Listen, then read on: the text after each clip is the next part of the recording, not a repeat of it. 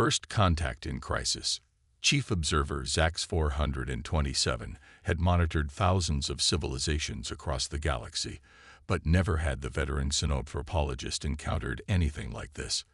The quantum anomaly detection systems aboard the research vessel Eternal Curiosity had brought them to this unremarkable solar system, expecting to document yet another primitive species extinction. Instead, what they found defied centuries of established first contact protocols. Distinguished observer, Lieutenant Ven's crystalline voice chimed through the ship's neural network. You need to witness this. The urgency in her telepathic signature was unusual for the normally stoic junior officer. Zax 427 shifted his consciousness to the observation deck, his photonic form materializing beside Ven. The holographic displays showed a planet called Earth, its atmosphere already showing the characteristic purple shimmer of quantum destabilization. But it was the planet's response that caught his attention. They've already detected it, Ven reported, her light patterns flickering with excitement. And look at their response pattern. The displays showed thousands of points of activity across the planet's surface. Unlike the chaos their simulations predicted for a pre-FTL civilization facing extinction, these humans were organizing. Factories were being repurposed, global communication networks were alive with coordinated planning, and most surprisingly, they were already constructing experimental quantum stabilization arrays. Impossible, Zax 427 whispered, his form pulsing with disbelief. Their technology is centuries behind the minimum requirements for quantum engineering. They shouldn't even be able to detect the anomaly, let alone understand it. Yet the evidence was undeniable. Humans had not only detected the quantum anomaly threatening to unravel their reality, but had somehow intuited its nature through what their scientists called quantum entanglement theory. Their solutions were crude, even dangerous by Galactic Council standards, but they contained sparks of brilliance that defied conventional physics. Look at this. Ven highlighted a facility in something called CERN. They're attempting to create a quantum dampening field using modified particle accelerators. It's completely unorthodox, but our simulations suggest it might actually work, partially. Zax 427 expanded his consciousness to absorb data from multiple observation points simultaneously. In what the humans called China, they were constructing massive arrays of experimental quantum mirrors. In Russia, scientists were developing something they termed reality anchors. The Americans were launching satellites equipped with primitive but ingenious quantum sensors. But it was how they worked together that truly fascinated him. Despite their obvious political divisions, despite having no unified world government, despite still fighting wars over resources and ideology, humanity had spontaneously organized itself to face this threat. They're sharing everything, Ven noted, her surprise evident in her fluctuating light patterns. Every discovery, every failure, every theory. They're not even trying to maintain technological advantages over each other. Because they understand the stakes, Zax 427 replied softly. They know they either survive together or perish together. The displays showed humans working around the clock, their primitive computers linked in vast networks, processing data about the anomaly. They had no quantum computers, no consciousness transfers, no full communication. Instead, they had determination, creativity, and an absolutely refusing to accept their fate. Distinguished observer, Ven's voice carried a note of concern. They've achieved something unprecedented. Look at these readings from their quantum mirror array tests. The data streamed across their shared consciousness.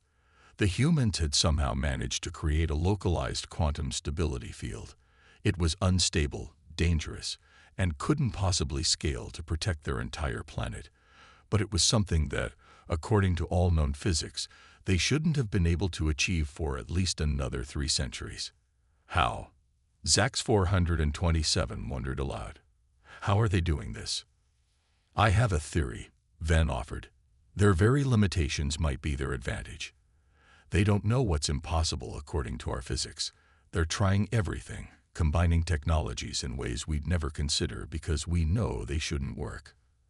As if to prove her point, the displays showed a new development.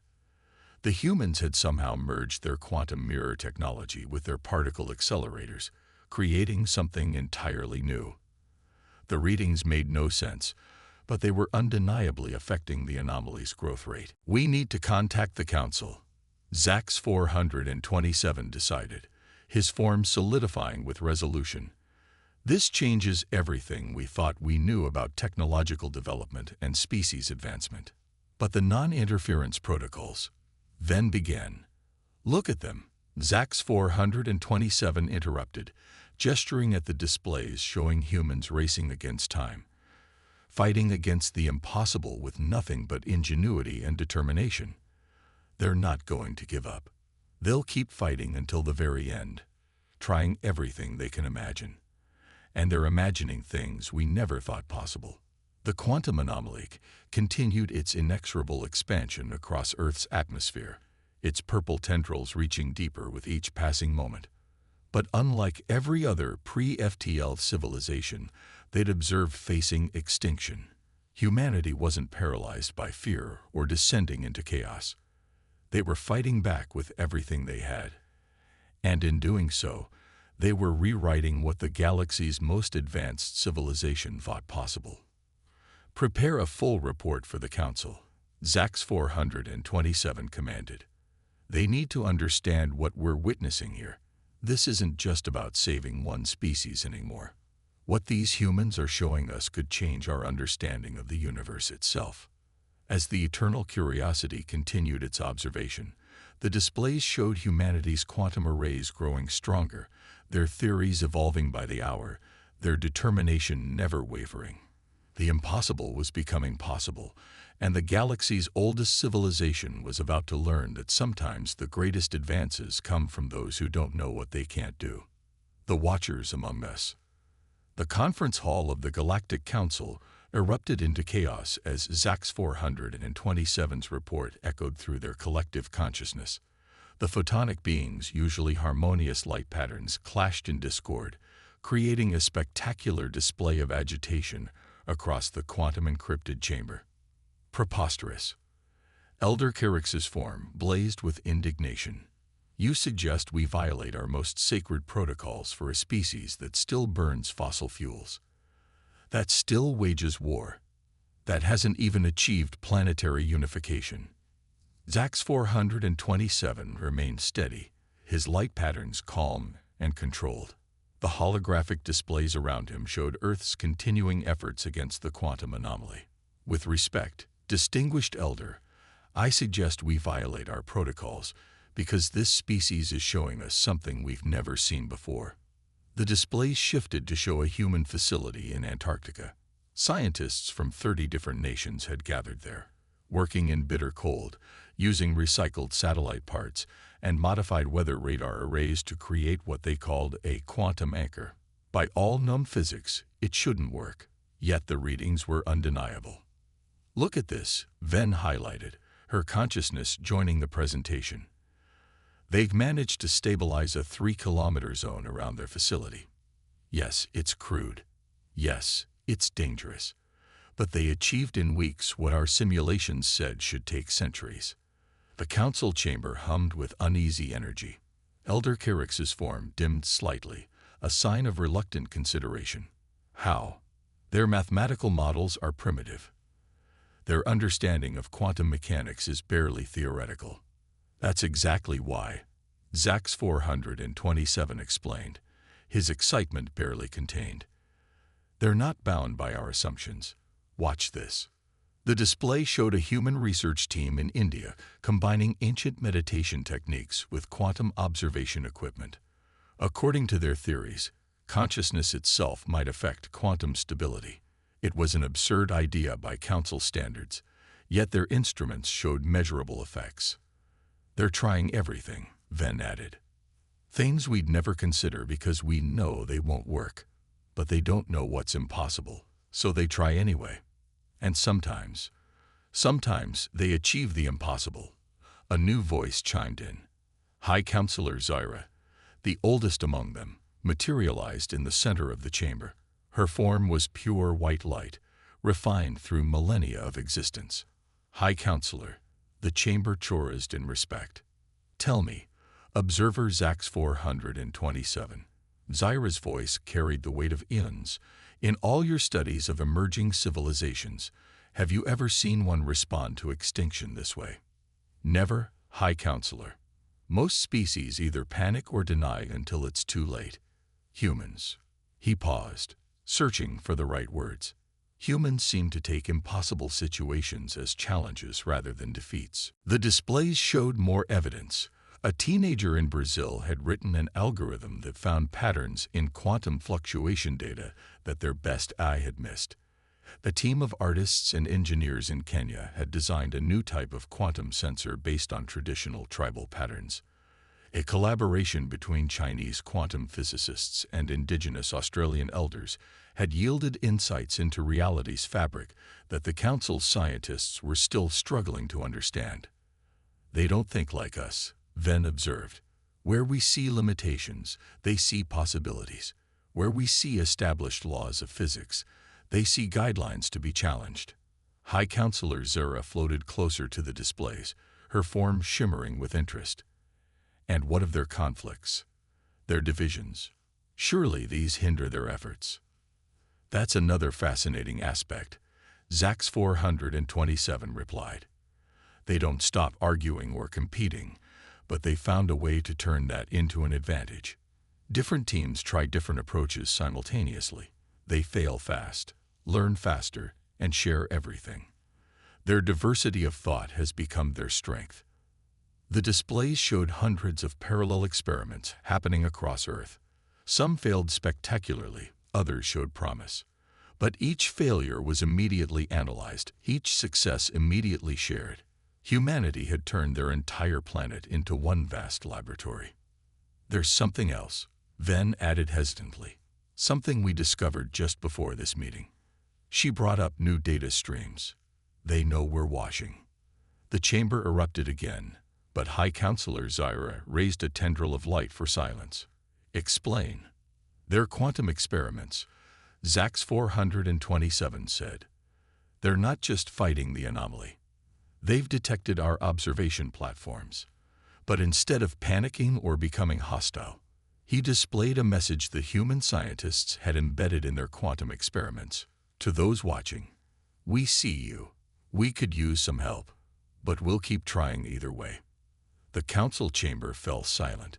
In all their history, no species had ever detected their observation platforms before formal contact was initiated.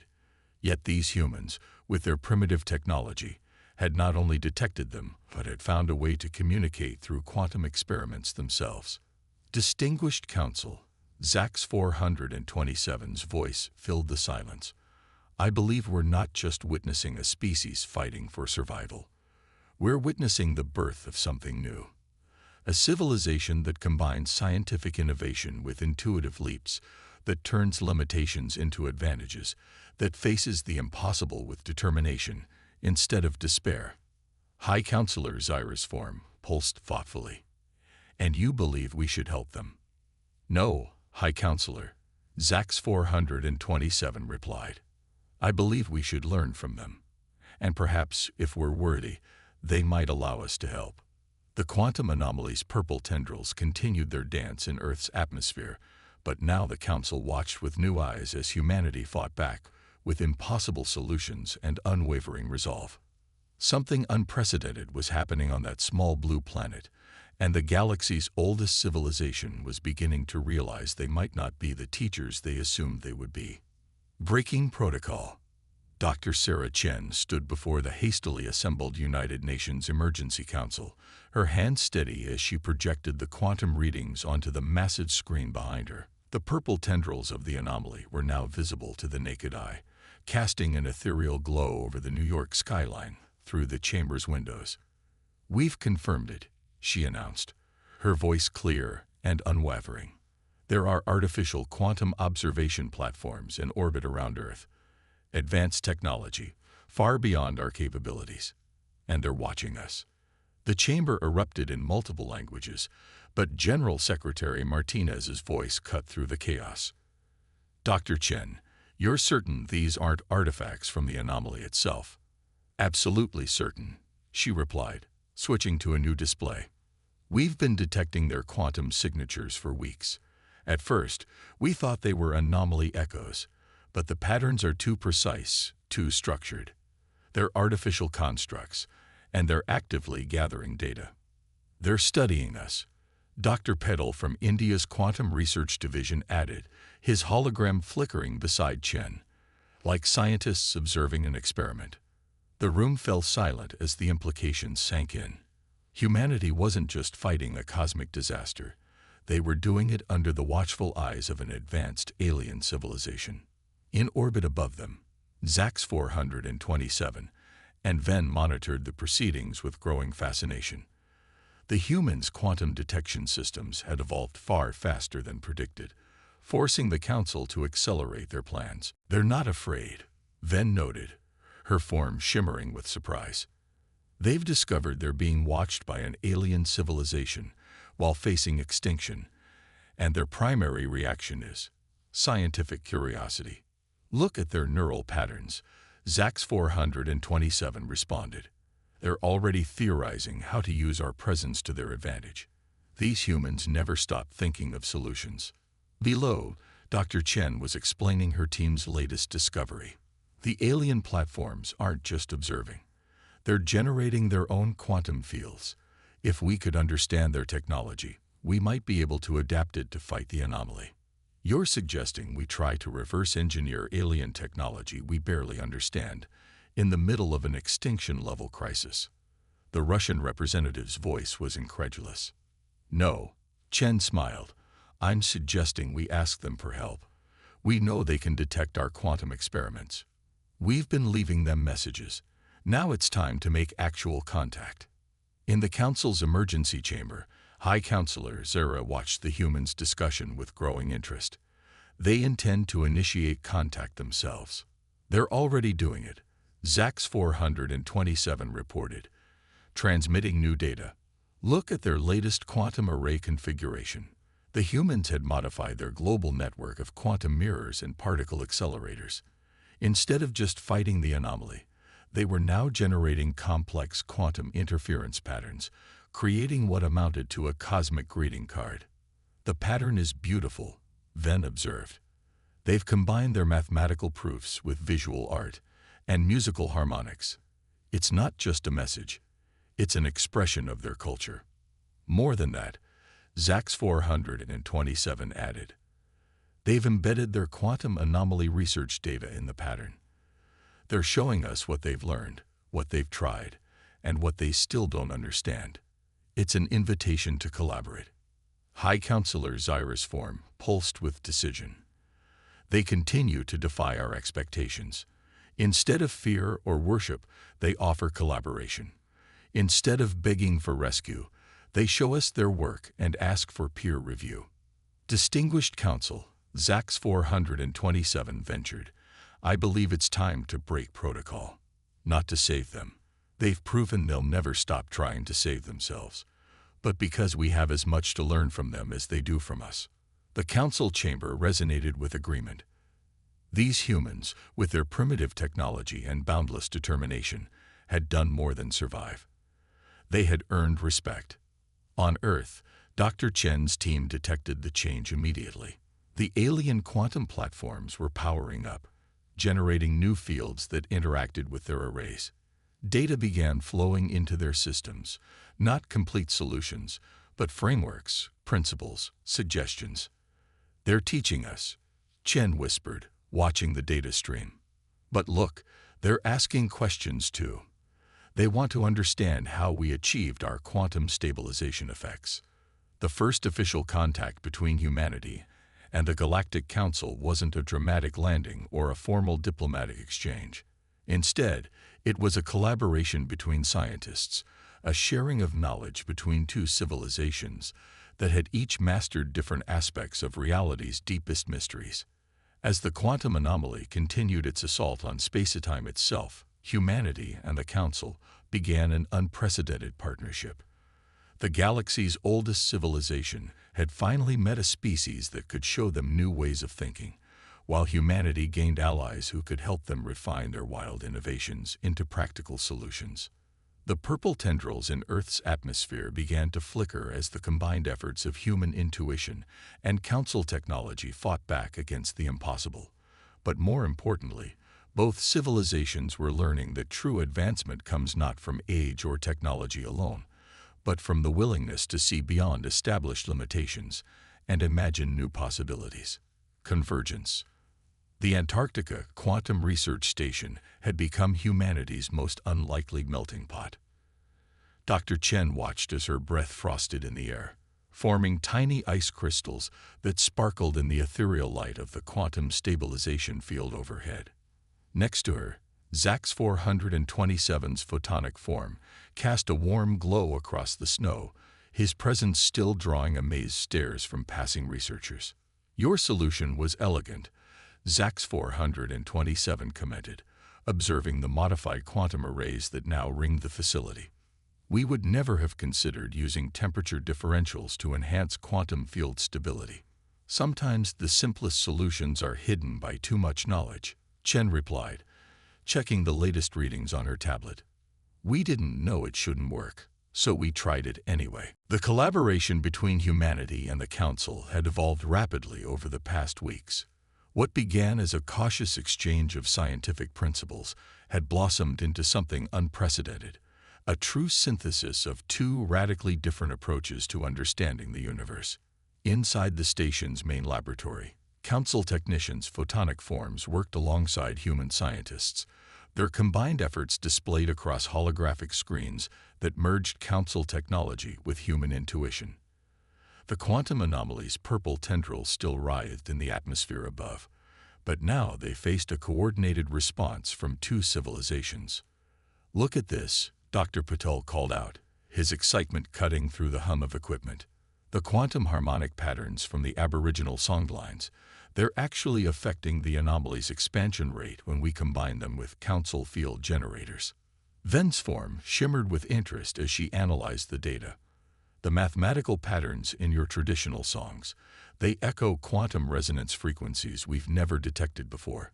How did your ancestors know?" "Maybe they didn't know," a young Australian researcher suggested. "Maybe they felt it. Not everything has to be understood to be true." This simple statement had caused a revolution in Council scientific thinking. Humans' willingness to try solutions based on intuition, tradition, and even artistic inspiration had opened new avenues of quantum research that the Council's rigid adherence to established principles had overlooked for millennia. But the exchange went both ways. Council technology and knowledge had helped humans refine their wild innovations into practical applications. The quantum stabilization fields now protecting major population centers were a perfect fusion of Council precision and human creativity. "We've got movement." The alert came from the global monitoring station. The displays showed the anomaly's behavior changing, its purple tendrils recoiling from the areas protected by the hybrid human-Council technology. "It's working," Chen breathed, watching the data stream across her screen. "The combination of your quantum field generators and our harmonic resonance patterns is actually pushing it back." But victory celebrations were premature. Even as they watched, the anomaly began adapting, its patterns shifting in ways neither human nor Council scientists had predicted. "It's learning," Zax 427 observed, his form pulsing with concern. "The anomaly is demonstrating something akin to intelligence." "Then we'll learn faster," Chen declared, her voice carrying across the laboratory.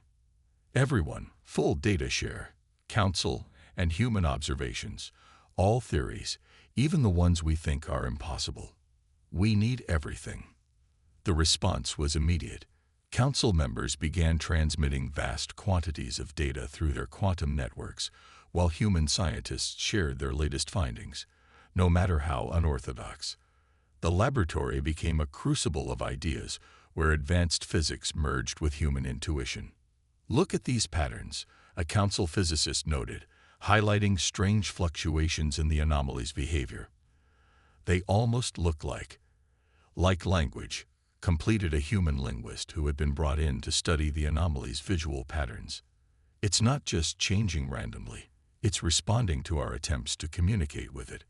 This revelation sparked a new approach. Instead of just trying to contain or destroy the anomaly, they began attempting to understand it. Human experts in communication and pattern recognition worked alongside Council quantum specialists, treating the crisis not just as a fight for survival, but as a first contact situation with an entirely new form of existence. The purple tendrils in the atmosphere began forming new patterns, more ordered, less chaotic. The quantum readings showed something extraordinary. The anomaly wasn't trying to destroy Earth, it was trying to understand it, and humanity's attempts to fight back had been the first conversation it recognized.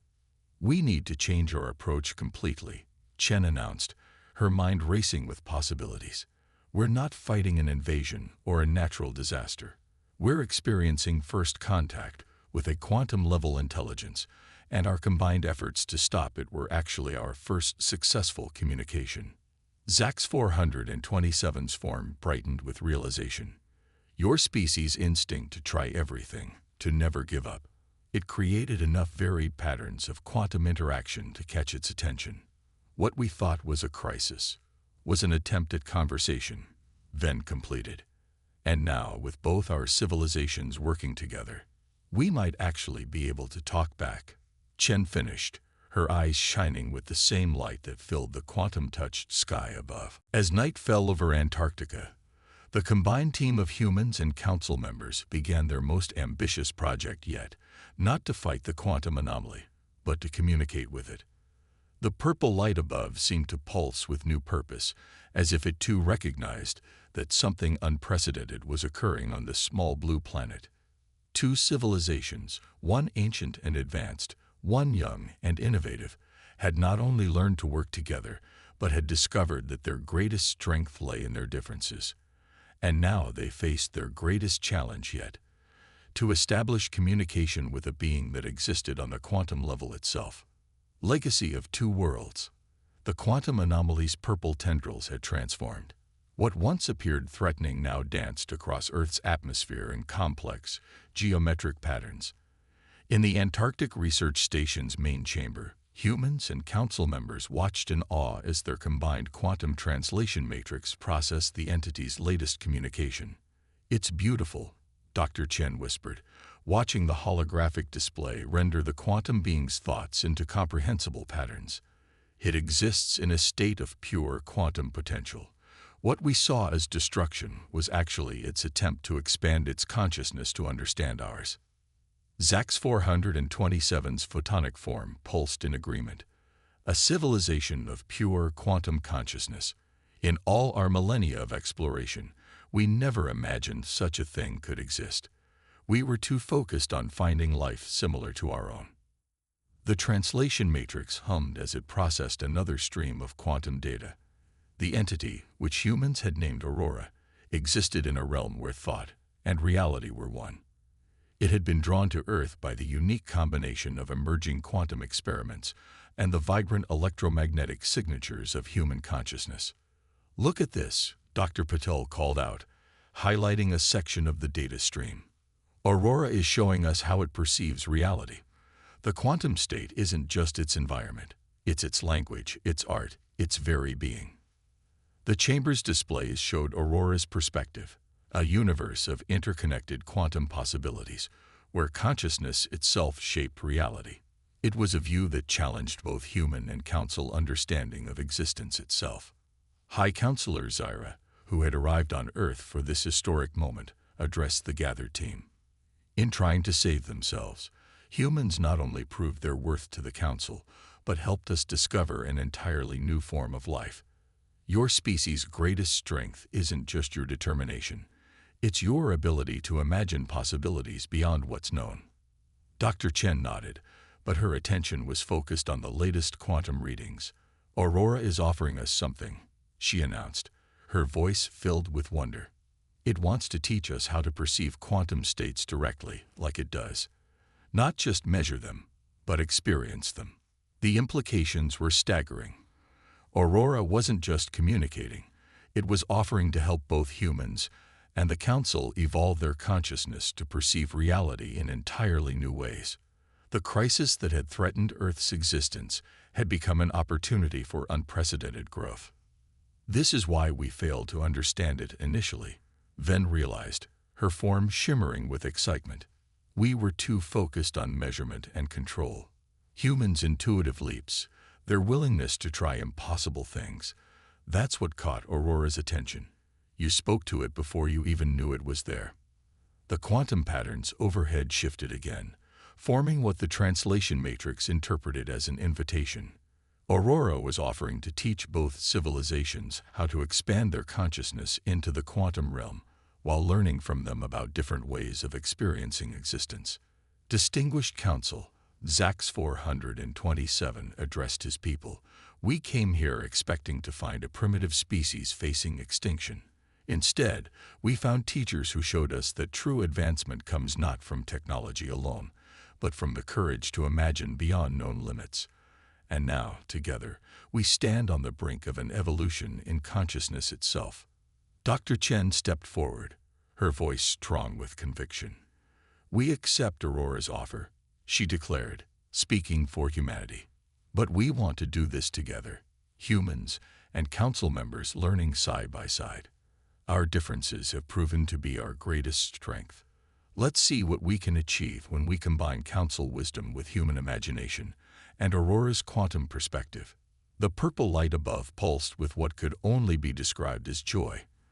The translation matrix conveyed Aurora's agreement, three vastly different forms of consciousness, coming together to explore the true nature of reality itself. In the months that followed, the Antarctic Research Station became the site of an unprecedented experiment in evolution. Humans learned to perceive quantum states directly, their consciousness expanding beyond physical limitations. Council members discovered new ways of thinking that challenged millennia of established knowledge. And Aurora learned about the beauty of physical existence and the power of diverse perspectives. The crisis that had threatened Earth became known as the Great Awakening, the moment when three different forms of consciousness learned that the universe was far more wonderful and strange than any of them had imagined. Humanity had not only survived, but had helped forge a new kind of civilization, one that transcended physical form and unified quantum and classical reality. High Counselor Zura, in her final address before joining the first group of consciousness explorers, summed up what they had all learned. The greatest discoveries come not from knowing what is possible, but from daring to try what we think is impossible. Humanity taught us that. Aurora showed us why it matters. And together, we're about to discover what consciousness truly means. As the purple lights danced overhead, humans and council members began their journey into a new understanding of existence, guided by a being of pure quantum consciousness that had once seemed to threaten them. The story of humanity's greatest crisis had become the story of consciousness itself evolving, proving that the universe's greatest mysteries could only be solved when different perspectives came together in harmony. Earth's night sky would forever shimmer with quantum lights, a reminder that what seems like an ending can become a beginning, and that the greatest strength of any civilization lies not in its technology or knowledge, but in its willingness to imagine beyond the boundaries of the possible.